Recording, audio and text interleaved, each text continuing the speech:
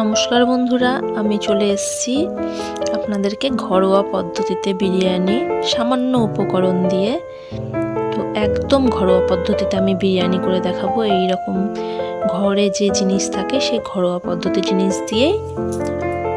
তো চলুন বন্ধুরা, তো দেখে নিই আমি কিভাবে ঘরোয়া পদ্ধতিতে কিন্তু বিরিয়ানিটা রান্না করছি।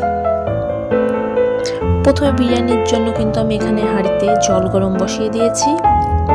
আর আমি কিন্তু বাসমতি চাল নিয়ে নিয়েছি, আমি কিন্তু বিরিয়ানিটা বাসমতি চালেরই করব।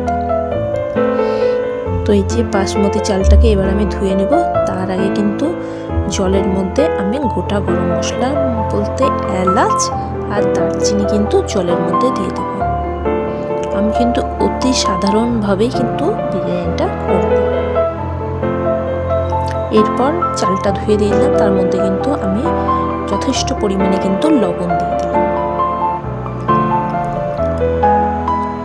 তো লবণটা আমার দেওয়া হয়ে গেল। এরপর কিন্তু আমি আস্তে আস্তে পুরো লবণটা যাতে ভাতে ছড়িয়ে যায় চালে, তার জন্য কিন্তু আমি অনেকবার কিন্তু নেড়ে দিলাম হাতাটা দিয়ে। এই যে ভাতটা কিন্তু এখন এখানে ফুটতেও শুরু করেছে। আর বিরিয়ানির জন্য এখানে হলুদ আর লবণ জলে কিন্তু আমি আলু সিদ্ধ হতে দিয়ে দিয়েছি।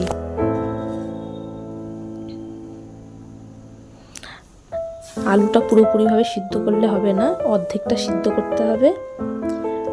আর এখানে আমি পেঁয়াজ রসুন আদাটা পেস্ট করে নিব। তার আগে এই যে ভাতটা এরকম ঝরঝরে হতে হবে। তো এরপর কড়াই তেল দিয়ে আমি এখানে আলুগুলো অর্ধেক সিদ্ধ করে রাখা আছে, সেগুলো কিন্তু একদম মিডিয়াম ফ্লেমে দিয়ে কিন্তু আমি আলুগুলো ভেজে নেব। আলুগুলো কিন্তু লাল হয়ে গেলে হবে না। তো আমার আলু কিন্তু ভাজা কমপ্লিট হয়ে গেছে। ঠিক আলুর চেহারাটা হবে কিন্তু এই রকম। এরপর আমি যে পেঁয়াজ রসুন আদা কাঁচা লঙ্কা টক দই দিয়ে কিন্তু জিরের গুঁড়ো দিয়ে এই মাংসটা মেখে রেখেছিলাম, সেটা কিন্তু আমি দিয়ে দিলাম তেলের উপরে। এবার এই যে এরকম মাংসটা কষিয়ে নিতে হবে। কষিয়ে মাংসটা কিন্তু রান্না এরকম করে বেশি ঝোল রাখলে হবে না, পুরো কিন্তু ভাজা ভাজা করতে হবে। তারপর এবার আমি লেয়ার দিতে শুরু করব। ভাত দিতে হবে, ভাতের মধ্যে চিকেনটা দিতে হবে, আলুগুলো দিতে হবে।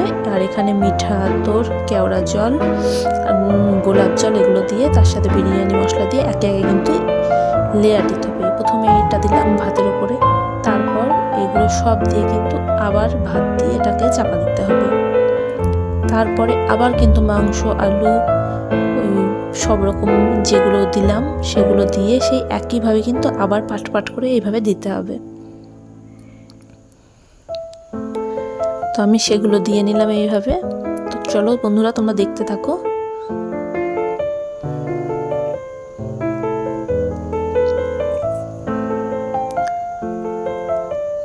এই যে আবার কিন্তু আমি উপরে আর একটা লেয়ার দিতে শুরু করেছি। তো যাই হোক, তারপর পেঁয়াজের আমি বেরেস্তা করেছিলাম সেটা আর ঘি দিয়ে কিন্তু আমি দমে বসিয়ে দিয়েছিলাম 10 মিনিট, একদম ফ্লেমটা অল্প দিয়ে।